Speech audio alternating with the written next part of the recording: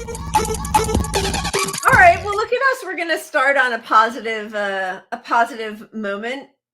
Few moments. And for anyone who wants to tune out after the positive, that's all we got on the positive. Yeah, this is it. Just turn it off after that. And then it's all over. No, I mean, when we strike, we win, right? When we withhold labor, we win. Here in Los Angeles, we've been very excited to see that the LA schools solidarity strike scores big for both unions. One of the best parts of this is that right before, when Los Angeles educators joined the school support staff on the picket lines last month, our solidarity strike helped them clinch a contract with a 30% raise. Riding that wave, yesterday, educators reached a tentative agreement of our own with a 21% raise, smaller classes, and improved staffing. Originally, the superintendent, Carvalho, had scoffed in February when support staff voted by 96% to authorize a strike. He belittled the threat as empty theatrics, 1, 2, 3 circus. That's exactly how you want your superintendent of schools to be talking about the needs of the staff. A predictable performance with a known outcome. But fast forward 1 month, and the joke was on him as 45,000 people filled downtown's Grand Park for a high-energy rally where SEIU Local 99 announced a 3-day strike, and United Teachers Los Angeles announced it would honor the picket lines. Well, that is an exciting turn of events, I have to say. And it shows that we have power when we have solidarity. And if you look at that, it's not just the teachers and the staff that won, it's the students that won, because it's smaller class sizes. Teachers are fighting to improve kids' lives. Now, right. Administrators, my dad was a teacher, so I know a lot about administrators. Administrators are often bottom line. They're like economist guys. They're like business guys. Yeah. Smaller class sizes, kids get a better education. They're less likely to get COVID. That's another benefit of smaller class sizes. COVID's over. So, it's over. Sorry. Didn't mean to be a downer. Yeah, it is. And also maybe teachers aren't having to work 2 or 3 side hustle jobs. So they're more present when they're there and they feel happier and more excited to be in their class. I mean, there's so many different benefits to every, a rising tide lifts all boats. Right. And you want the people taking care of your children for 8 hours a day, 5 days a week in person. And I know they do a lot above and beyond that, but you want them to be happy to be there. I mean, happy to be there. And also, not to bring it back to COVID, but safe from COVID. I mean, that's important. They're frontline workers in the breeding ground of COVID. Literally, schools are the breeding ground. So you're not going to be able, from their own self-interest, you're not going to retain teachers unless you pay them well, which is why people are willing to strike, which is why we had this worker uprising in the first place, because it's not worth it. Workers are getting fucked over left and right. So the point is, strikes are working. Every strike ends up being a win for people, unless you're the railroad workers. But even they got something out of the whole deal. Well, they didn't get a strike. I mean, if they had gotten to strike, I feel like, but I mean, yes, they got a little something, but not really. But the whole point is the CEOs knew that if they were able to strike, they would get something. And that's why, I mean, that puts fear into the CEOs' minds, 100%. Which is, which while we're on it, we should talk about another pipeline. Well, no, okay, no, wait, sorry. Wait. This is wrong. That's the wrong graphic. Fire that 13-year-old kid in the back. Oh my God. No, that is about, okay, so we talk a lot about social murder and what the elite and the wealthiest people in the world are doing to kill us all, basically, either quickly with guns or wars, or more slowly by poisoning our environment, denying us healthcare. There was a book called How to Blow Up a Pipeline, which has now been made into a movie, which, when you are facing ecological death, how do you defend yourself? So this is the preview for How to Blow Up a Pipeline. Hey everyone, welcome back to Boom Talk. Today, teaching myself to make a homemade blasting cap. And if this works, it'll be step 1 in making our own improvised explosive. Might be headed to Texas for the winter. What's in Texas? Just a project. What kind of project? Try to stop the pipeline from being built on my property. Poisons the air, water. Damn, this place is sick. You guys cooking meth in here? You ready to start working? We have to show how vulnerable the oil industry is by hitting something big. Michael, what do you think the odds are we blow ourselves up?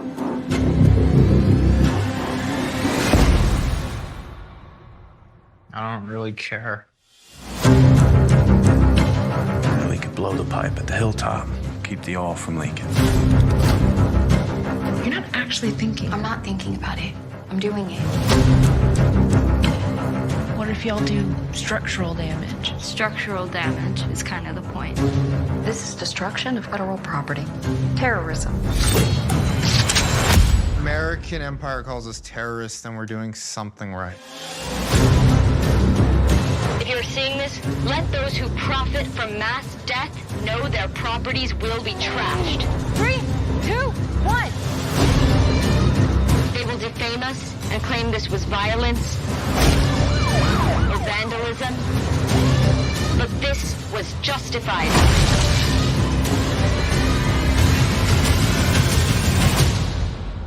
This was an act of self-defense.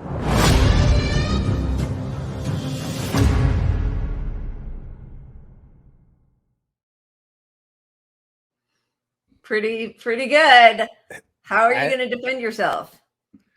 I have to say it's a good follow-up to Don't Look Up, where everyone in Hollywood is like, oh, that's such a great movie. It's such a great point. And just no reaction to it whatsoever. So, I mean, it just proves the point that this whole idea that peaceful protests are the answer and protests have to be peaceful. Peaceful protests History disagrees. Yeah, 100%. If your protest is peaceful, it's a parade because it doesn't inflict any fear of repercussions. That's the truth. I mean, you can look at nobody voted in a change. Nobody just peacefully marched to have a change. It just does not ever work that way, unfortunately. Which is where I, as a leftist, want to make sure, like, I do not advocate for any violence against people whatsoever, but I do not consider property damage violence. 100%. You know, pipelines are not people. However, this is what you were showing before. Kansas Intelligence Agency is warning law enforcement that fictional movie How to Blow Up a Pipeline poses a terror threat, despite acknowledging its First Amendment protected speech and that they couldn't identify any specific threat per the leaked document that Ken Klippenstein obtained. They're scared, which is why they're making peaceful protest illegal, right? So this must really scare the tuna salad out of them. But I think young people are right to know, and it's mostly the younger generation, obviously, know that nothing is going to change just by asking nicely or writing a letter. Yeah, we've shown the graphs before. What the public is concerned about has no impact on public policy. At all. None whatsoever. You can chart the impact on public policy by who is donating to the politicians. And it's not us donating to politicians. It's all the corporations donating to politicians. And that's what shapes their policy, period. End of story. Yeah. So. Yeah. I do have a side note for that, though. One of the actors in that, Lucas Gage, and this does actually kind of fit into the whole idea of, you know, what the wealthy people think about the rest of us. During the not lockdowns, because we had two months of a real lockdown, but there was a lot of auditions were still held on Zoom, and they actually continue to be. But he caught the director for whom he was auditioning speaking poorly about him as he was setting up his camera, and I just thought everybody might want to have a quick laugh. These poor people live in these tiny apartments. Like, I'm looking at his background, and he's got his TV and Yeah, mute it. I know it's a shitty apartment. That's why give me this job so I can get a better one. All right. Ready? Oh my God, I'm so sorry. No, it's Lucas. totally. Listen, I'm living in I'm a. so sorry. I'm living in a 4x4 box. It's fine. Just give me the job and we'll be No, fine. I'm mortified. That's what they think of you until you succeed. And I just want to point out that this is like every time they show a shitty apartment on TV, I'm like, that's nicer than my apartment. I know he's got a big flat screen and everything. I'm like, I know that they're showing this apartment to illustrate how impoverished this person is. I'm like, I would take an upgrade to that apartment. High aspirations for that one. I mean, look, that place was brand newly painted white walls, gray. The color schemes were modern. It had modern gray. You could tell that apartment was made in the last 10 years at best. I mean, it's not. I'm in like a 1940s fucking. I'm just saying. I think for the first 6 months we did our show, which started at the beginning of summer, almost 2 years ago, you didn't have working air conditioning. It was like 105 degrees. Yeah, I was greasy every show. Just sweating my ass off. All right, let's go back to strike stuff because there's actually quite a bit of good stuff. What do you want to show next? Yeah. Sharma. I can never pronounce her name right. Sharma Swain. Yeah. So she's winning. She is still winning. They won a cap on late rent fees in Seattle. $10 a month cap on late fees for rent, which is amazing because at best, you're going to get charged $50 for being late for your rent. Yep. You're probably going to get served an eviction notice within a week. Yep. $10 Seattle. Socialist. This is what happens when you elect a real socialist, not some bullshit Democratic Party courting socialist person. Absolutely. And, one of the things, so that's great. Another thing that happened that I think as people striking are feeling their power a little more, they aren't dealing with the bullshit as much anymore. I thought it was interesting that the Railway Workers Union put out about AOC. Yeah, and said that she lied. Congressional progressives, including AOC, have defended their railroad strike vote by pointing to rank and file support. Here, Railroad Workers United clarifies the group has always unequivocally opposed denying rail workers their right to strike. She's lied repeatedly about that, and it's really upsetting that she gets away with it when she does the few interviews that she does do. They allow that lie to continue, and she tries to ride that out. And I mean, it seems that nobody wants to push back on that. So I'm glad to see that the union, the rank and file union members, are pushing back and setting the record straight on that. Absolutely. And unions have power. Even AOC, we'll show a video of hers later, probably. Yeah. But even she says, like Bernie does, that criticism is valid. Everybody should criticize her and everybody else. But I'm not going to defend AOC on this. She's awful. Awful. Yes, that's horrible. They use... Yeah. Anyway. No, go ahead. No. Do we want to show anything else for strikes? Let's show Sean Fain. Okay, let's show Sean Fain because... he took over this year as the United Auto Workers chairman, or I don't know what the top position is, whatever, but he's leading the union and he's got balls, and this is what we need. So here's a little blurb of him speaking to workers. But the UAW wasn't founded by asking for permission.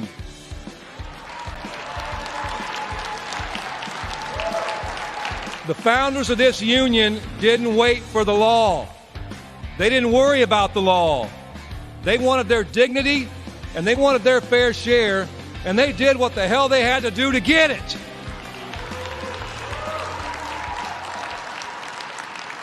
The companies we deal with do not feel bound by the law. Ask a Starbucks worker who's been fired for organizing. Ask a Volkswagen worker in Tennessee whose boss threatened to close the plant if they unionized. Employers don't give a damn about breaking the law if it serves their interest. We've got to aspire to the spirit of our union's founders and the sit-down strikers and the civil rights movement. They knew there's no law that can hold back a united working class. There are no words on paper that will stand in the way of our fight for justice on or off the job.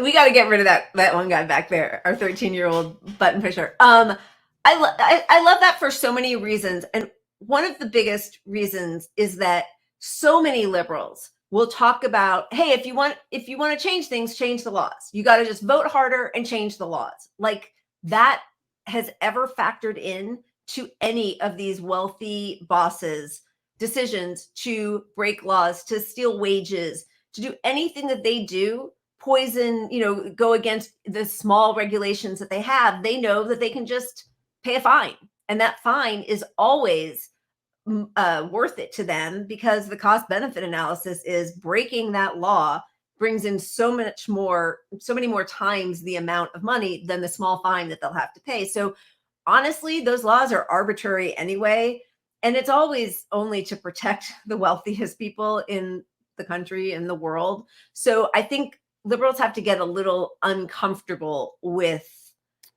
the status quo.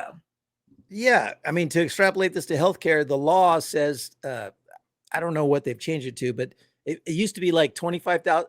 If a healthcare company was found guilty of falsely denying a claim, like knowingly denying a claim, the maximum fine they could get was like $25,000. Now, granted, they could still be sued, but the maximum fine was like $25,000 or something ridiculous. So Right. if you've got something that by their own metrics is marked up at $1 million Yeah. to cover a patient, and they could just pay a $25,000 fine, Right. what are they going to do every time? They're a capitalist company. Capitalism is immoral. It's amoral. It's not based on morals. It's based Right. on profit, 100% profit. So, to stockholders, you're supposed to choose the avenue that makes you the money, not Right. the avenue that helps people, which is why our whole healthcare system is the most fucked in the entire world. Yeah. And killing that many people by denying them coverage every single year should be a crime, but it's not. So anybody who's still hiding behind what the letter of the law is a useful idiot and is standing in the way of progress. I mean, I know we've of course talked about and read out loud the letter from Montgomery, Alabama, by Martin Luther King Jr., talking about incrementalism and telling people to wait, and how the white liberal seems really wrapped up in protocol because their comfort doesn't change. So, so many people who are, think that Donald Trump was the worst president ever, they're not talking about any of the policies, because if they were, they would be equally or more upset by Biden, who's continued almost every single one of Trump's most reprehensible policies without the stupid tweets. I mean, that's it. So if that's your parameter, then you are selling out all of the marginalized communities, all of poor working class people, because you just don't like a mean tweet. Yeah. And this is where violence comes down for me. I'm just going to go on my own little rant, but, look, the people that are well off aren't going to think there's a problem unless they see some violence. And when I say violence, I mean property or something, whatever. I'm not advocating. You just mean property. But without advocating for it, I'm just saying, until that group sees it as a natural consequence, like if things are so bad, you'd see violence. That's right. Whether it's right or not, you would see that as a result of these bad policies, as the marginalized community is going to be so angry that you see that. Whether you condone it or not is irrelevant. Right. And they're not seeing that. And they won't feel it until you get close to something that affects them in some way, or they should all feel it if you're middle to middle upper class, because even they're fucked if they get a diagnosis that's bad, but they haven't had that diagnosis. So they don't feel that the healthcare system is as fucked as most people realize it is, but they could lose their house too. If you're a 10 millionaire, you could be broke from a healthcare diagnosis in this country. Yeah. I mean, not fast enough, but yes. Yeah. And again, I just think it's really important, if a protest is entirely peaceful, it's a parade and nobody feels threatened. It does nothing to change people's minds. That's just the truth. Yeah. Yeah. I think you need both. I think you need the full spectrum. Like I always say, like, just because you're a peaceful person and you believe in peace, love, and harmony, and you're toxically peaceful, that's your lane. Great. But that doesn't mean the other side doesn't have to exist, because you need that extreme side for some people to recognize there's a problem. And that may not be where you land. Right. You can control everyone's attitudes. And if a problem reaches a certain point, you're going to have all levels of response to that. And Right. people need to see that extreme level of response. Yeah. Yeah. And as you said, they work in concert, right? So like if you have, I mean, this is such a sort of caricature and deconstruction of who these two men were. But, people talk about, oh, I'm more Malcolm than Martin kind of deal. But they worked in concert because Martin couldn't have gotten the things that he got accomplished without the threat of the Malcolms, right? Like that only works, which it's sort of like what we talk about with the squad in Congress, that if they used the inside outside approach that we all thought they were going to, and they used the activists who helped get them elected and the anger and brought that in and said, look at what my supporters are going to do if we don't do something about these problems that I ran on trying to fix.